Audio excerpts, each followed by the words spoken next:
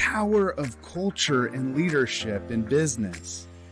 I'm Ryan McCarty. And I'm George Rogers, and we go live every week to learn from each other and hear from other experts about how to effectively champion our team members and ourselves. So join us live every Wednesday on our social networks or subscribe. You can listen to Apple, Spotify, and Google Podcasts. Now, let's champion your culture. Hey, what's going on, George? How's it going, man? What is going on, my friend? I am coming to you live in good old. Actually, I can't hear you. Can you hear me? I can. It might be on my end. Okay, it's probably on my end. Keep talking then, brother. Well, I'm coming live. I'm here in Huntsville, Alabama. Had a great opportunity yesterday with a bunch of HR leaders in the Tennessee, Atlanta, Georgia, and also the Alabama area. Great time. How are you this week?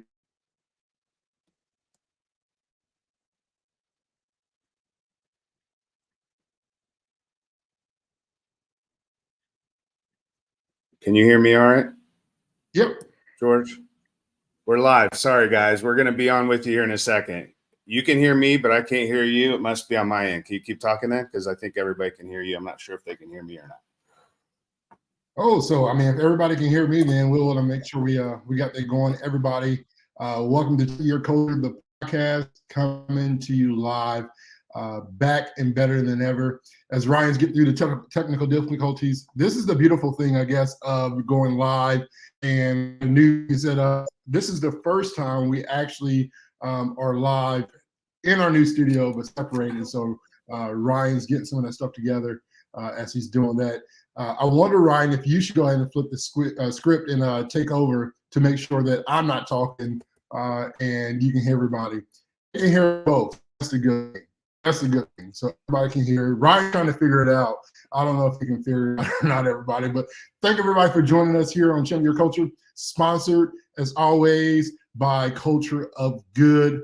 And I know that today we got an exciting topic, and I want to get into this conversation as soon as Ryan can get to that volume, the mute button, and get it rock and rolling. We'll chime in. But everybody right now, wherever you listen to us at here on Champion Your Culture, if you're listening to us live, let us know where you're coming from, where you're listening from, what's your location.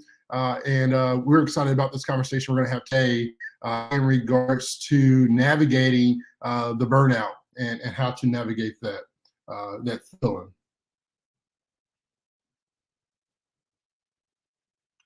Ryan, do you hear me yet? He's going in live.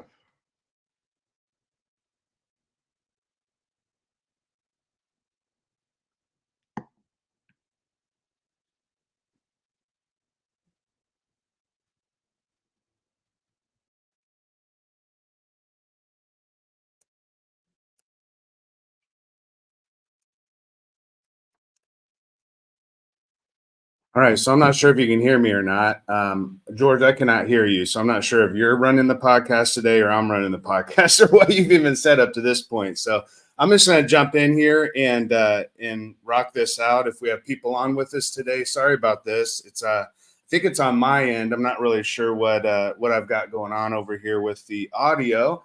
But George, I can't hear you on my end, so we're just going to rock with this. Do you want to pause and maybe kick this off in about an hour? Have everybody jump back on with us in an hour or what? Can you hear me all right? You can hear you. Everybody can hear us. So I can hear you now. Okay, I can hear you now. All right. Everybody can hear both of us. For some reason, I didn't change anything, and now I can hear you. So I'm not really sure what happened with that. You can hear me. Yep, and everybody's watching live. All right. Sorry, everybody. All right, it must be on my end then. I'm not really sure what's going on here. Sorry about that, man. It's I got here an hour and a half early just to get everything set up, and everything was set up. I'm not really sure what happened with our technicalities, and going live every single week is always bringing some surprises. George, where are you at? You look like you're in a hotel room. I am in a hotel room. I'm here in Huntsville, Alabama. I used to live here, back in 2008. I was part of the youth ministry down here. And I lived here, and I never experienced just a huge space and rocket center. It's a gorgeous facility, and I never visited. 2.5, 3 years I was here. But last night we had HR Disrupt Huntsville, about 100, 115 20 people here, and it was incredible, man. I had a great time, met some great faces, met a lot of people that have been watching our podcast, met some people that's part of our HR summer school. And so it had a great time, and I'm excited. I'm here in Huntsville, get to hang out with our good friend Ben Eubanks for a few hours, and then I'm jumping back, headed north to good old Indiana Buckeye City. Yeah. You like how I said Indiana Buckeye? Naptown. It's not the Hoosier City anymore. We're taking over Naptown Buckeyes, baby. Oh, I don't know about all that, man. The Indiana Hoosiers. Hey, check this out, man. So speaking about Indiana, this month is like Indiana State Fair. I don't know if they've got activities all month. And I was looking up, you're going to love this, man. I was looking up Indiana State Fair unveils their 2023 food lineup. All right. You ready for this? You want some of these? The reason I'm bringing this up is right after this podcast, I got a couple more things to do. I'm going to post the audio out so everybody can listen to the podcast wherever you listen to podcasts. Make sure you listen in, share. I'm sure George went through all that, but the Indiana State Fair, I'm going right after the podcast, and their food lineup looks pretty wild, man. Barbecue pig wings. You ready for this? Yep. Yeah, I don't even know what that is. It's like bone-in pork wings. Now, I have not seen any pigs with flies, but in Indiana, pigs fly around here. So, brachos. Have you ever heard of brachos? I have not. Brachos are tortilla chips topped with sizzling bratwurst, creamy hatch queso, zesty jalapenos, fire roasted salsa, and a dollop of sour cream. So those are brachos. Barbecue pork and mac. We got chocolate glazed popcorn, cinnamon toast crunch, deep fried corn. Of course, we've got deep fried butter. Like a whole stick of butter. You've had one of those, haven't you, before? Like a whole, like. Oh yeah. My favorite thing, and I had this, like when I like something, I really go all in. My favorite thing is the donut burger. They take donut burger, so it's a burger with donuts as the bun. As the bun. Oh my Lord! You're talking about heaven. That donut burger is both good and bad at the same time. It's got that salty, sweet juice. You got the whole fixing though. You got to get the bacon, the cheese, the whole tomato, and all that good stuff on there. And the one thing that I'll tell you that they messed up on. The one thing I tell you they messed up on is what is it called? The Nutella Frontier. Okay. You can't put Nutella on an elephant ear, homie. You can't do that. No, that's you not can do even, the powder sugar. That's normal. You could do a drizzle on the chocolate or maybe caramel. But the elephant ear all by itself, just the cinnamon. Just give me the elephant ear. Leave it all alone. You put Nutella on an elephant ear, and when you get before the pearly gates, they're going to kick you right out. You go straight to hell. Do not pass go. Do not collect $100 or $200. Just straight to jail. You're saying it's a crime. You're saying that yeah. It's enough of a crime that I would imagine it would be on one of those crime podcasts at some point. Like, y'all aren't going to believe this. Last week, I know you heard about the person who ate their entire family. This week, you're going to hear about someone who ate an elephant ear with Nutella on it. So anyway, so I'm glad we're able to jump on and be live with everybody here. We have a really amazing topic this week. George, talking about burnout at work.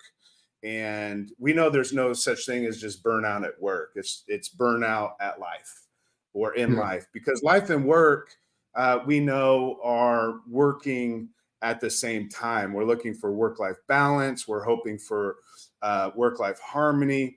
We're facing things at work currently right now that are causing a lot of stress and anxiety and concern. George, we've talked about it before. The top two concerns that managers have and frontline leaders have are different than the two main concerns that frontline workers have.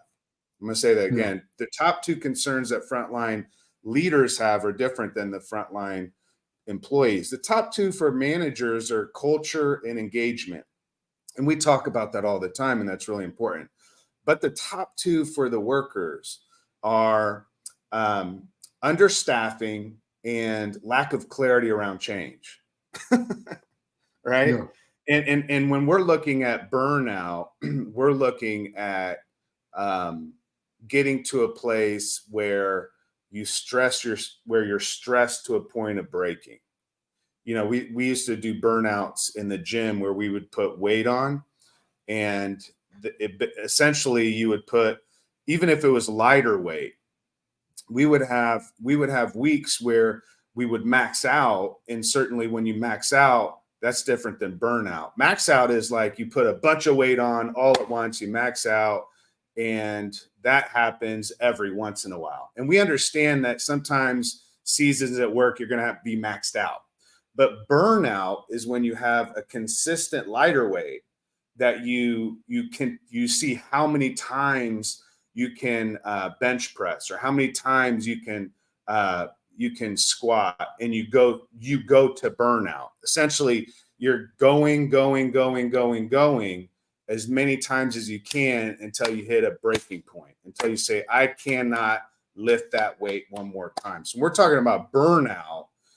We're talking about more than just simply a 2-week span that's really difficult. And when we all face that too, and we need breaks and pauses, but burnout is a real thing. And from what we can gather in the latest stats, up to 89%, so 9 out of 10 of us have experienced or faced burnout in this last year.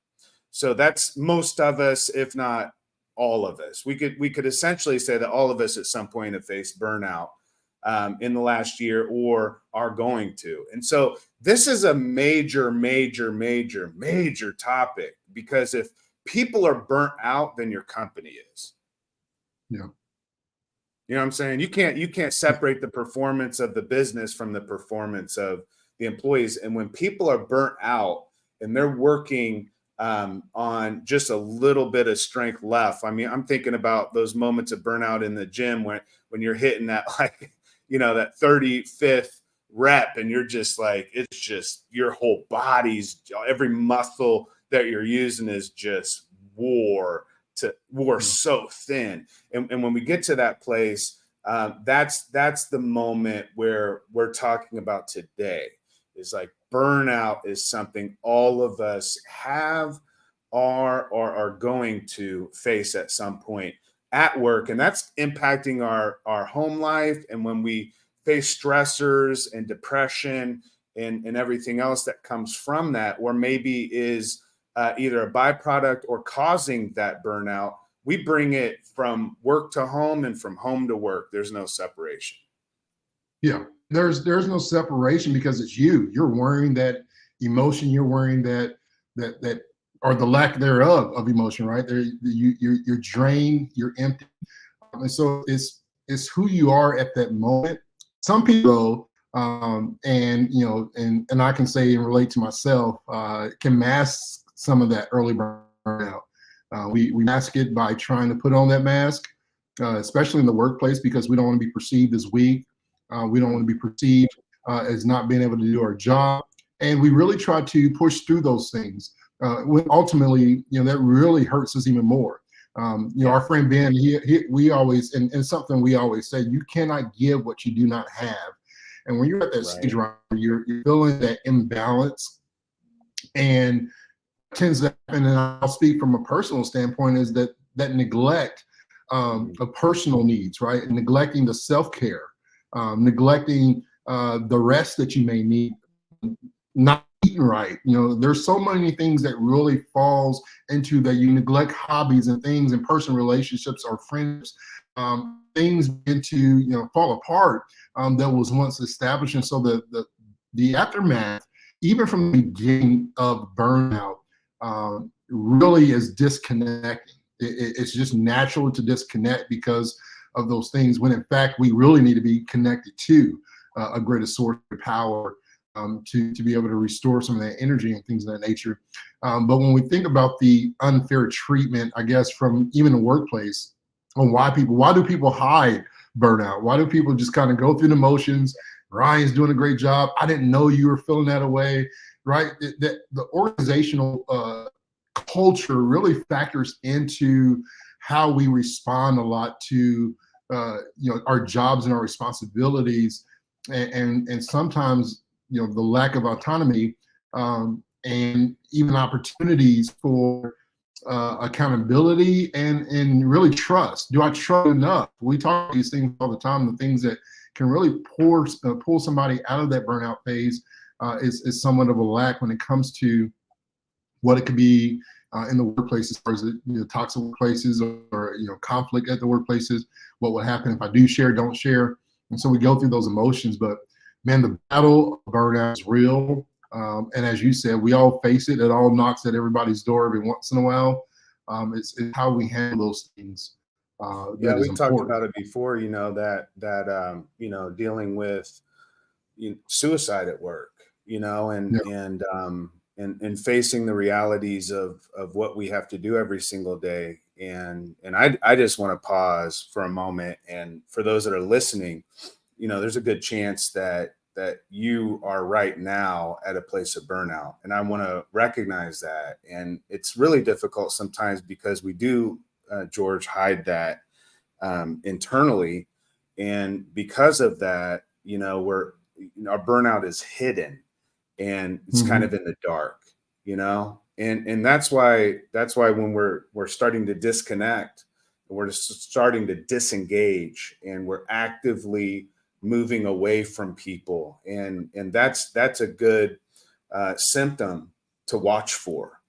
To your point, right? Like the World Health Organization. I just want to read the definition of it, and then also give a little bit of like a list, because when we think about burnout, we may not even realize, those of us that are leaders here that aren't facing burnout, we may not know that one of our team members are. To your point, they could be hiding. If we don't have real close connection with people, and we don't have vulnerable conversations that are already built into the culture, where there's not, like what you're saying, if we don't trust, certainly there's no way I'm bringing up that I'm burnt out, Like what athlete wants to tell the coach, I can't do this. I can't play in Sunday's game. I mean, it's like one of those things that you got to show up for the game, and think about what we do as a society, right? I remember Brett Favre, back in the day, I thought this dude's going to come out and quarterback in a wheelchair, he never will retire. He never gave up. But we give accolades to people that hustle like that. Yeah. We lift people up and say, look at that person. They worked, you hear it at work events and huddles. Mm-hmm. Hey, I want to shout out George because he worked an extra 12 hours and skipped his kids' games to make sure that our team could be successful and show up this Monday because we had deadlines, right? And, like we give accolades and praise to people that are just unstoppable forces at work that are just, no matter what kind of, they go through, they're just going to face it. And then because of that, what's rewarded and recognized is not rest, is not pausing, is not taking care of your mental health. I can't tell you how many posts and, as I was trying to look for like craziest shit in HR and things that we're going to talk about today, how many posts I read of people that said, I was on the brink of suicide and I knew that my work allotted time off and I was able to use vacation time and so forth. And during the time of going to seek help, even professionally, and going back and forth, being looked at as someone that has issues and can't manage people. And I mean, post after post after post, it's a consistent thing that you don't bring up your mental health if you're having issues, no matter what you're doing. You can't be a leader and have issues, right? I always love to say, pass the tissues. We all have issues. You know what I'm saying? Like we all have issues. We all have stuff that we face. And the definition that the World Health Organization gives is that burnout is a syndrome conceptualized as resulting from chronic workplace stress that has not been successfully managed. It is characterized by 3 dimensions: feelings of energy depletion or exhaustion. So these are symptoms that you need to be mindful of: energy depletion or exhaustion, increased mental distance from one's job, or feelings of negativism or cynicism related to one's job, and reduced professional efficiency or efficacy. So what we understand is that sometimes we're at that brink of exhaustion and we don't even realize we're facing burnout. We don't know it. And when there's chronic stress burnout, when it's chronic workplace stress, that's something that is like chronic pain. Yeah. You talk to someone that has chronic pain, it's no joke. When you have chronic workplace stress, it's not something that, as I talked about earlier, is a 2-week like stint. This is something that you're facing demands in the workplace that are becoming too great. The weight of the work is causing the exhaustion. It may not be that you can't get the work done. It's just that you recognize that you can get the work done, but you can't keep your mental health at the same time. Those are the kind of things, and we need to create cultures in business where people have an open conversation and clear communication around, hey, I'm dealing with this and I need help. If we can't ask for help at work, then our work has not yet developed or built a leadership culture. A leadership culture is one that provides a support, whether people are at the top of the mountain or at the lowest valley. We're showing up for people. And in order to do that, we have to know how to show up for ourselves. George, we're going to talk about self-awareness today, but I know that you had some data around burnout that I think will allow us to set a foundation. What are some of the things that you and Ben with Lighthouse that are finding around the burnout conversation here at work? Yeah, I had this conversation, and I'm not sure if we'll play the video or not. We'll use the video for later. But I had a conversation with Ben, and we were talking about this, and I love the analogy and kind of the story that he shares. One of the things that we hear often, and especially when it comes to helping and bringing support, and we've been an advocate, it's been a voice for us, something that we preached and teach is, and you just said it just a second ago, is that self-leadership, Ryan. It's like you got to self-care. You got to love yourself. You got to show yourself some grace. You got to trust yourself through the process, through all these things. When we had some research, and this is late fall last year, and over the next couple of weeks I'll be sharing some more, and I'll put some more in the chats as we talk, Ryan. But one of the things that stuck with me, even last year when we were talking about the top 3 ways employees say learning can help them with their mental health. Just how can I get out of this? And you share some of those symptoms, right? The symptoms that accompany burnout: low energy or fatigue, frequent illness, always feeling sick, whether it's headaches, changing your sleep patterns. There's just the disengagement, there's detachment, all these different types of symptoms, easily frustrated, irritable, right? Helplessness, hopelessness, loss of motivation. All these things are part of feeling the disconnect and symptoms of burnout. But the top 3 ways employers say learning can help them with stress management training. We talk about investing in leadership development, investing in your people from a workplace. The number 2 thing. Let's back up just a little bit, George, because I missed that. Slow down just a little bit on that one. So what is, you're saying how to respond to it? What was that last part? So 3 ways, as far as what we can do to learn that can help. Let's say just how can we help with the mental health, the burnout phases of that? Because a lot of people that are struggling with burnout tend to lead to that mental health struggle, right? There's being healthy in that way. Some of the things that they're saying and believing, the facts is that when we can learn how to deal with stress. How can I deal with stress? These are things that we can teach in leadership development, learning how to deal with stress management, whether that's in the training or there's a specific program, or you're providing those resources. Employees are looking for resources and they're looking for support. And so having that is important. Number 2 thing that employers can provide for mental health and the burnout is providing growth opportunities. Why are people burning out? They're stagnant? They don't feel like growth. They feel like they're hitting a wall. They're doing the same thing over and over. Maybe it's a lack of leadership. Maybe it's a lack of guidance. but having some real growth, having a sense of direction, knowing that, hey, this is where I'm at, but this is where I'm growing, and this is where I want to be when I get there. Having those things, having a lack of direction tends to lead as well to that disengagement, lack of motivation, especially in the workplace. The other thing was developing capable people leaders. How are we developing leaders within? Right, this is stuff that we talk about all the time when it comes to the burnout phases of these things. But behind, and this is just a key factor, behind pay, Ryan, over the last year, behind pay, burnout and stress were the biggest factors. When it came to quitting their job, why are you leaving your job? Just burnout and stress, right? What does that mean to me? What does that mean to you? We could talk about what that means, right? It's not having a healthy culture. It's not having a healthy relationship. It's not having that sense of belonging, and feeling that acceptance, appreciation, feeling that respect, where employees are just kind of going through the motions. There's a lack of not just engagement, but as we like to say, the new engagement is the new fulfillment. I'm not fulfilled. And when people are not fulfilled, some of these tendencies lead then into that disconnect. Hey, I've got the video with Ben. Let me see if I can play here. That's good. Yeah, right, let's try. I'm gonna try to pull it up right now. 2 minutes with Ben. I'm Ben Eubanks, and one of the things that I know about burnout is that we need to address it. But how?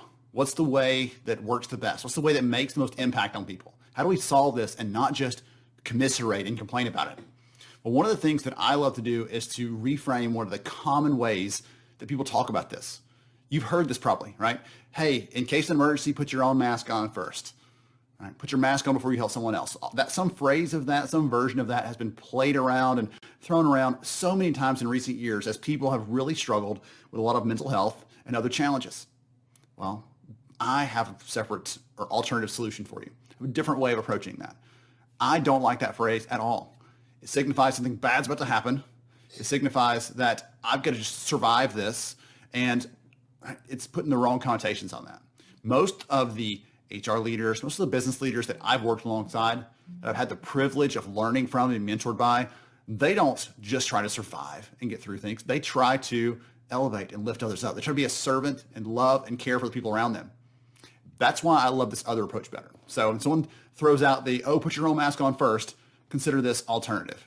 There's this religious ceremony where they take a cup and they put it down, they pour into it until it's completely full to the top. And then they pour a little more until it's running over. And this is meant to signify that we can't serve others, we can't help others, we can't love others around us if we're not serving from a full cup. When our cup is empty, we're missing the chance to be able to take care of other people because we have nothing else to pour. We have nothing else to bring. And so instead of saying this is about, just survival, it's about how do I serve better? How do I make sure I'm taking care of myself so I can serve better? And I like the slight adjustment on that because it's a different approach to this. I think it helps us think about this burnout piece differently. It's not just hold on for dear life, try to survive it. But if I don't make sure I fill myself up, I can't fill up others. That's my word of the day. Yo. That's good. One of the things that I heard when he said that, I was like, oh my goodness, I've never thought about this. But like when we're serving, what the leaders around him that were able to mitigate potentially, or not just survive, but to thrive really, even in the face of burnout at times. And that doesn't mean that we can do that consistently all the time. And this is not 100%, but I love that he brought up serving. Yeah. Because you can't even spell survival without serve. So it's like, instead of survival, thinking of it in the sense of getting through it barely, like on the other end, you're just like, just barely crawling. And there's moments and seasons where that it feels like a crawl, but like serving, serving,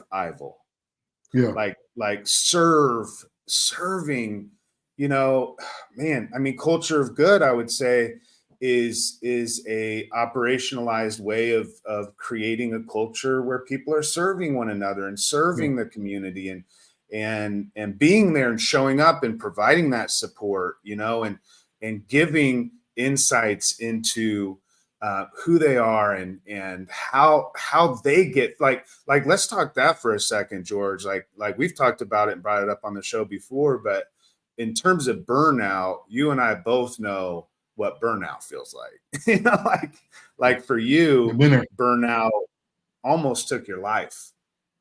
Yeah. You know, and that, Literally. and that's real, because that's something that's not a one-off. Like 120,000 people die annually just in the United States alone from work-related stress as a result of 120,000 people. So it could have been 120,001. Yeah. You know what I'm saying? Yeah. You know, so what was that like? Like we've talked about it, and this is more than just work stress, like hitting that burnout moment. Like, what was that like? It was scary because you naturally, Ryan, you naturally want to think that it's not you, right? It's any type of negative feeling that you have. You are, having discussions with people who have had thoughts of suicide and giving up. The same process in a sense is with burnout. You don't realize or want to recognize where you are, right? For me, I did not really accept where I was until I had no other choice but to accept it. I'm laying on a hospital bed. So it was festering. It was festering. Yeah. It was festering because, I mean, why does burnout for me may look different for a lot of people. For me, my burnout was, having a high sense of expectations. I had a burden on my shoulders that I was carrying for others, where I had to, like, my responsibility and my role was to be there for others. And I was never taught in life how to be there for me, right? Which is why, self-leadership, self-care is so important to me, is that, I use this analogy all the time. And I had an opportunity last night to share this with a friend. And it's the leaky cup mentality, right? It's leaky cups in relationships in your life. It's, no matter how much you, from a full glass, Ryan is pouring into George. If I have holes in my life in my cup's never going to be filled. Ryan can pour as much as he wants to, but I'm always going to be needing more, because there's something that's draining me, right? There's something that's in my life that has a leak.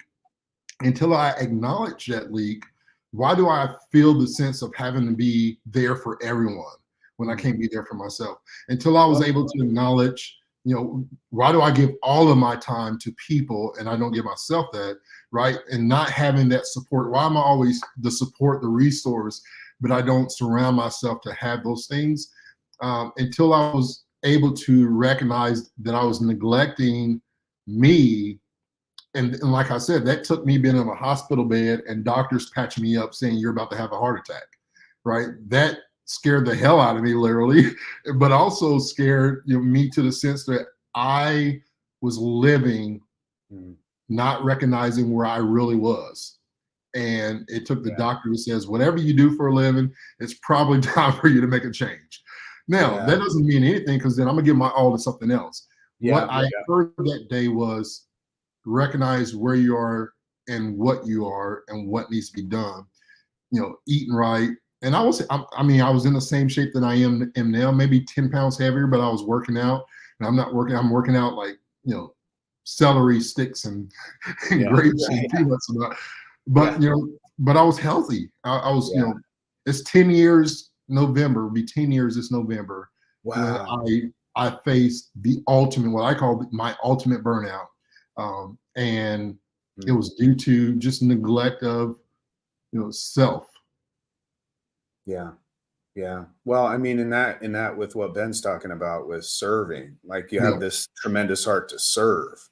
And I love how he's talking about, like, you can't do that though if you're running on empty, I mean, there's so many metaphors with this, but what I'm hearing from you is you tried to keep the fire lit, like you especially people that are passionate kind of people. And I'm not talking about just emotional, charismatic. I'm talking about passion is more than just, we see people with passion that are like Brett Favre that'll go out and throw a football in a wheelchair.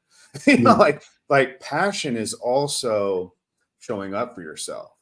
Passion is also recognizing and being self-aware, because as we know, the greatest calling of leadership is to lead oneself. But the caveat to that is that you cannot lead a person you don't know. And the more you know someone, the more you can lead them, right? The more you know. So if you don't know yourself, or if you're denying yourself, if yourself is consistently saying, George, I'm burnout, or you're burnout, George, and you're telling yourself, keep going, you're in conflict in with self-awareness, with self-leadership, right? Because a big part of self-awareness is being able to know yourself. And in order to know someone, you can't talk to them all the time. You have to listen to them. Yeah. So a major part of self-awareness at work is being able to pause and say, where am I at? And I'm saying in this episode, I sent out an email to everyone. I called this the burnout episode. In this episode, we want to pause and just simply say, we're all facing in many times insurmountable levels of stress and anxiety and demands at work, understaffing many times, lack of clarity around direction. I had an argument with a leader the other day who said the pandemic had nothing to do with this. And I understand their viewpoint on it, but I also know that during the pandemic, there's such a shift within the workplace, maybe not in every company, but a lot of companies just had to promote people into positions to fill spots of leadership, many times in that middle management. And now they're taking a step back and saying, okay, now what do we have here? Because are we creating an environment and a culture in which that people have the space and they have the permission and opportunity to say, this is where I'm at. But many times we just live in this constant conflict, and we have that internal dialogue, and we might say, okay, if I'm hearing internally, you can't do this, well, that's just limiting beliefs. You know what I'm saying? Maybe I just need to get a coach and just push through this. There are moments that you push through. There are moments that you have a coach. There are moments that you pull yourself up and rock it and just run through the battle and make it. But there's also moments where you have to say, look, this is what I'm dealing with. I've got an entire list, George. I don't know if you want to take a break, go do our craziest shit in HR. I know you had mentioned one. Do you want to do that, or do you want to just rock with this convo? I'm feeling. Let's go through this convo, because I think there's some things, and I like to. I know you have a list of things as well. Yeah. I really want to share. I want people to walk with, because this is something that's obviously is dear to my heart, because I've been there. And I want to say I've done it and conquered it, got the T-shirt right. But I really want to get through and share some of these practical strategies or ways to really rediscover your passion, and ways to really navigate through that burnout. So let's get into that, Ryan, for next, if you don't mind. Let's that's cool. And also, I love that. And also how to mitigate burnout in the future. Because there are practices and habits that you can start today that, even 6 months from now, that could have been a moment of burnout for you, but you mitigate that burnout. Doesn't mean it's perfect. Doesn't mean that you're not going to face burnout still, but there are practices and habits that you can bring into your work and into your life. And this is a way to create some work-life harmony, not work-life balance, but work-life harmony that allows for that. Real quick, George, I before we get into some strategies, I just want to go through a list of 6 things that can cause burnout. I know you've talked about some of them. Let's just set a real quick foundation real quick. So workload and job demands, right? Excessive workload, unrealistic deadlines, high job demands. You're leaving people with insufficient time to rest and recover. So we got project, no rest and recover. Everything's flavor of the month. And we have this major initiative that has to kick off. And we have all these, moving parts. Lack of control or feeling powerless or lacking autonomy in decision making and task execution. That leads to frustration and burnout. Lack of recognition and reward. We talked about that, George. You talk about it within your conversation around belonging.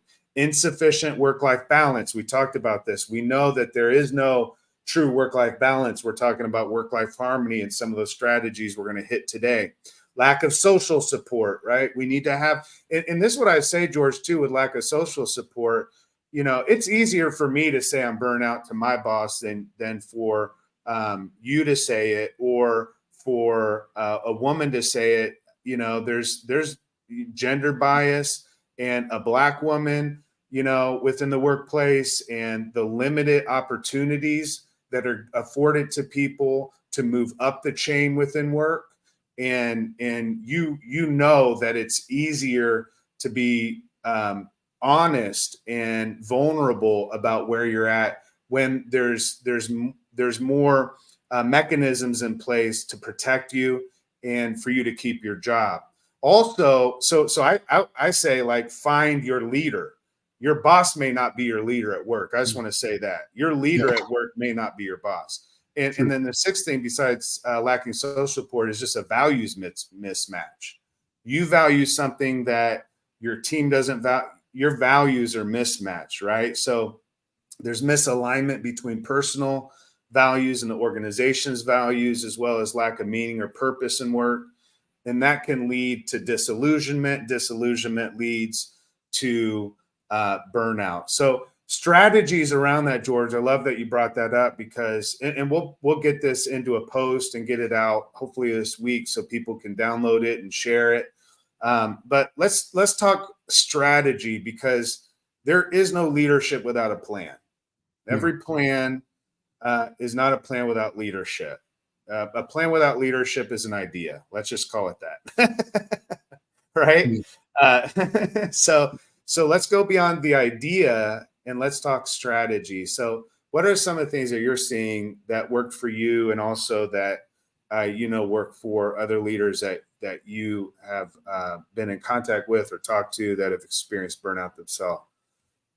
Yeah, I think the number one is the self-care and well-being, like prioritizing self-care to restore that physical, because it's, as much as it is mental, Ryan, it's physical as well. The physical drain that it takes on your body. You talk about the being unresting and the sleep patterns that change. That's a physical, and restoring your physical and mental well-being is so important. So focusing on, for me, when I slowly, and I say slowly because it was a process, because I didn't know what it was. I didn't know how to acknowledge it, and I didn't know how to tame it, right? It's not something that you really try to conquer. You really have to care for yourself, care your way out of this. And so the top things, and this is what my doctor really suggests to me. Number one, focus on getting proper sleep. Something that like sleeping was not a thing for me. It was like money doesn't sleep. I was really driven to do things, right? You know, there's a lot of things that you just don't take care of. And so really nourishing my body with healthy foods and engaging in proper exercise. There's one thing to exercise, and then what is your proper for you? Everybody's exercise is different. And then for me, and this was important, I struggle, Ryan, with being alone. It's weird. And a lot of it, obviously, that's childhood. That's another conversation for another day, but it was part of my self-care. I had to learn and practice relaxation and alone time. Techniques such as, meditating, not prayer. Those are, all those good things. If you do those, that's fine. But really just breathing exercises, deep breathing exercises, things that even you and your wife Qatar are still teaching me, different things and tips to really gather my emotions and gain those things. And so self-care in all these phases, really taking care of myself, from a physical, mental standpoint, really set the foundation. And that was number one priority for my doctors. I really love that. Of overcoming that burnout and reconnecting, that to you. Reconnecting with myself So it's purpose, passion, right? And that will lead to productivity of getting out of that space, not productivity for work. Don't mix that up. Yeah, that's the Being problem with those. productive for you, right? Yeah. So just rediscovering connecting back to your purpose, my why, connecting back to my passion, connecting back to being productive for George, right? What is it that George really enjoys? That's when I started getting manis and petties. I started doing more massages. I started, experiencing nature a lot more. Waterfalls was my peace, finding a waterfall, just to close my eyes and breathe. That was my self-care. That was number one for me. What about you? You have something that was you feel is important? For me, it's about setting boundaries, like clear boundaries, establishing clear boundaries between work and personal life, because like I mentioned earlier, we carry stuff around. So I need to be able to unplug during non-work hours, right? Or find moments like, when we're working here in the studio, in the office, here at Culture of Good, in Fishers, Indiana, we have a walk track around our property. I'm not really sure how what the distance is. It's a good amount, pretty large track, and that's one of the things that I do periodically. Maybe at least twice a day, where I'm getting up from my chair and moving. I'm getting, there's times, maybe not at work, but at home. For me, one of the things that grounds me is actually getting and touching the ground. So taking my shoes and socks off, and, Qatar tells me all the time, like, don't just feel your sneakers, get your, for those that don't love this, that's fine. But for me, I got to have my bare feet in some grass, yo, for some reason, or throwing on some hiking shoes and getting out in the woods. Yeah.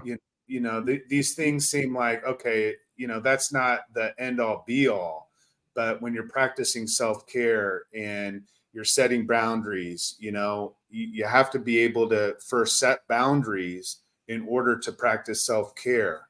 When you don't set boundaries, then you've not given yourself the permission or the space or the time and investment into yourself. And so I think for me, setting boundaries and adhering to a pretty consistent work schedule, or at least, because Culture of Good's very entrepreneurial, and so many of our companies right now, especially coming out of the pandemic, everything feels like a startup, like how do we do development? How do we do training? How do we, make people passionate again? How do we re-engage? And, everything feels like that. And so adhering to something that's more consistent and ensuring that I'm taking regular breaks at work, it's not healthy, at least for me, to come into work and to get into my work and work for straight 8 hours and then, and then bounce and go home.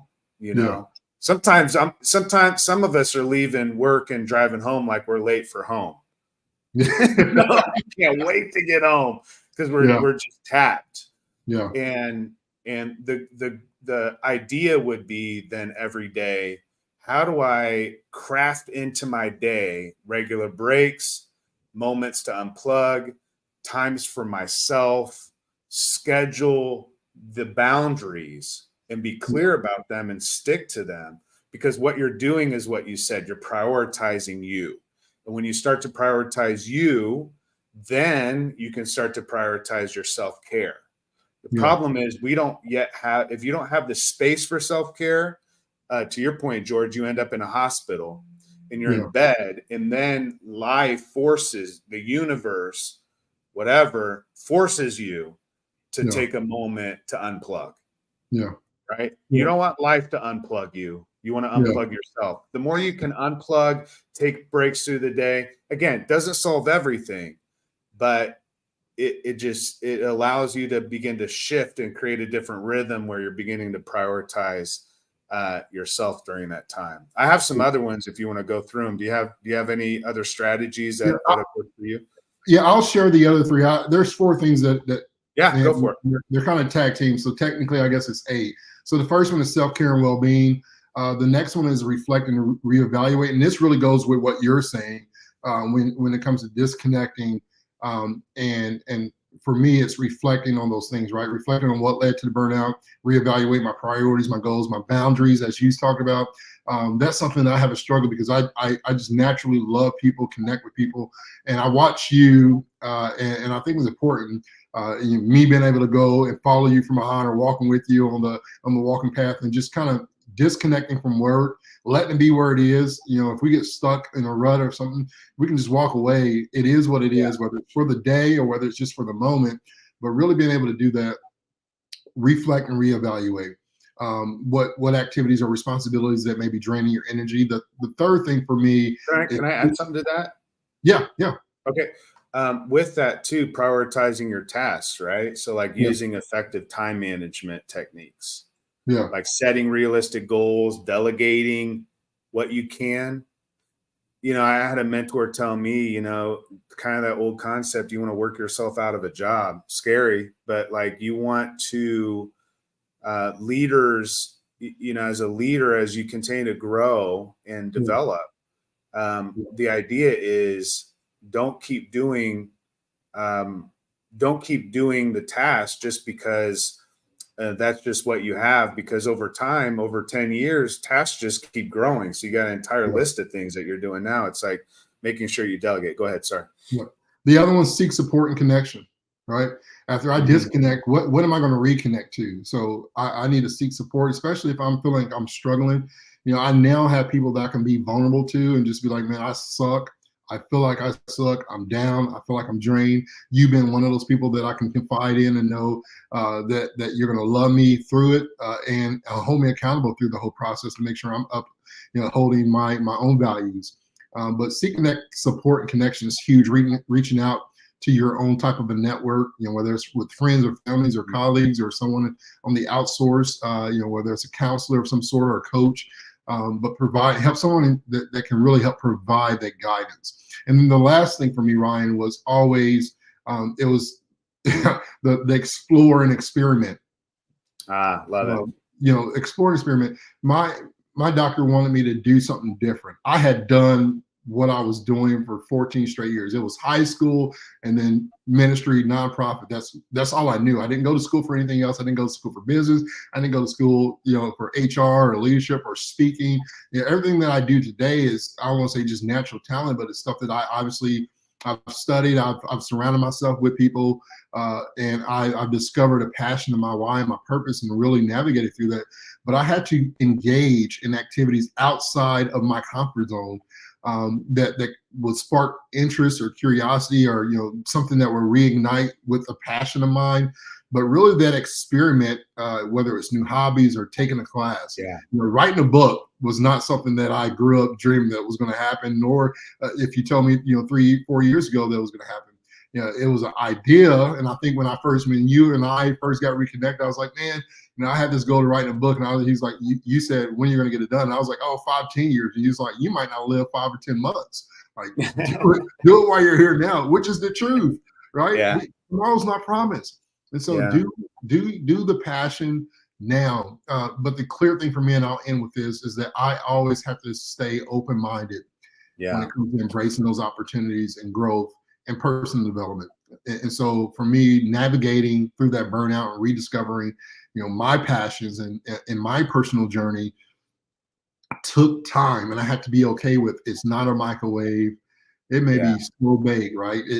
I have to be patient with myself.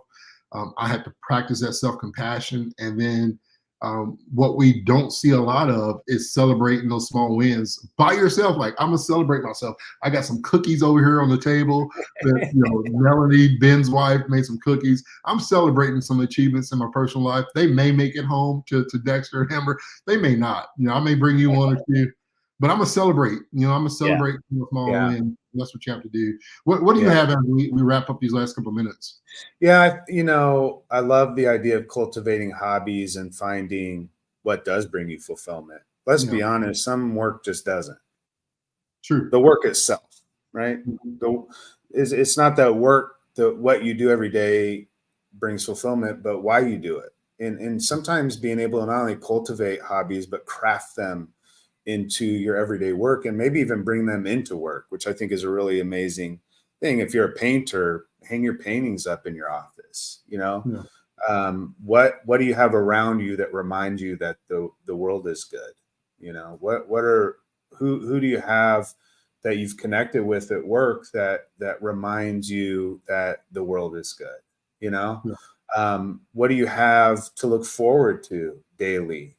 And how do you bring that into your work? I had a friend that, he was a collective vinyl records, and that's what he did in the evenings. And 3:00 every, Thursday, I think Thursdays at 3, all of a sudden you'd hear music blasting out of his office at 3:00, and people would go around and talk, and he just crafted it in. But I kind of want to end with this. As you were talking, sometimes we have to consider a change.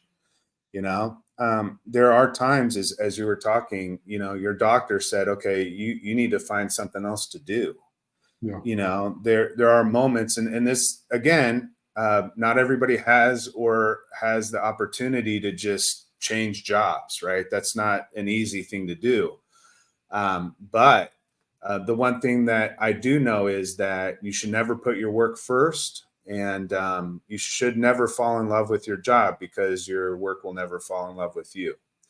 And I have to remind myself I'm a very important person. My contribution matters, but I'm replaceable at work. Yeah.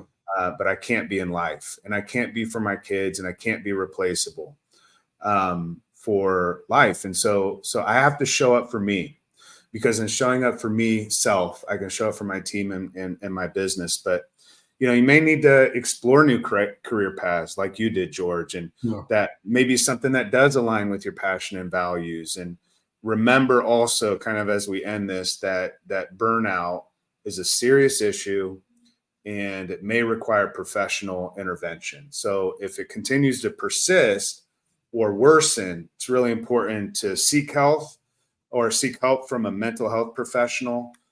Find what your work affords you in terms of employee assistance programs, EAPs, and a lot of times just knowing that you're not alone really matters. And I just kind of want to end with that. I know this is a podcast, and I know George and I, for some of you, you just listen to us weekly, but we're reachable, and we're here, and we know that there's a lot of you that are listening right now that are facing things that seem insurmountable, or maybe they are alone.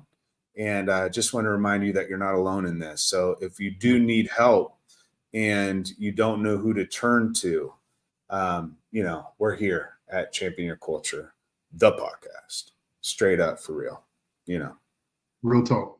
Real talk. Real people, real talk. Craig Rochelle said something, Ryan, that just been stuck in my spirit on his podcast. He always says, when it comes to leadership, and he speaks a lot on his podcast, it's leadership driven. But he says people want to follow leaders who are always real, not always right. And I think that's so important to understand that we're not always right, not necessarily just with answers and solutions and strategies, but we're just not always right mentally and physically. And that's okay, but you want to be real through the process. Because a leader who is real, especially during this, like, it's okay. Like I am open and okay and at peace with who I am to be real enough that says, Ryan, I'm burnt out. Yeah. And no matter what you respond, like, I can acknowledge where I'm at, and I want to be real in that fact. And I think when we address those things as leaders, and then we're able to support, train, teach our teams and develop them as leaders on how to deal with those things, that makes a better workplace and makes a better person, and a better person makes a better world. And I think that's what we care about the most. And so I'll end with that. I'm excited. I'm excited to be back with you next week in person, back in the studio. I'll see you tomorrow, I'm sure. And I'll bring some cookies if they last. Hey, George, I love you, man. I love you a lot. And we're sending love out to all of y'all out there. And we look forward to having you join us live next Wednesday, or listen anytime where you get podcasts. Come on, y'all. We need you to like and subscribe.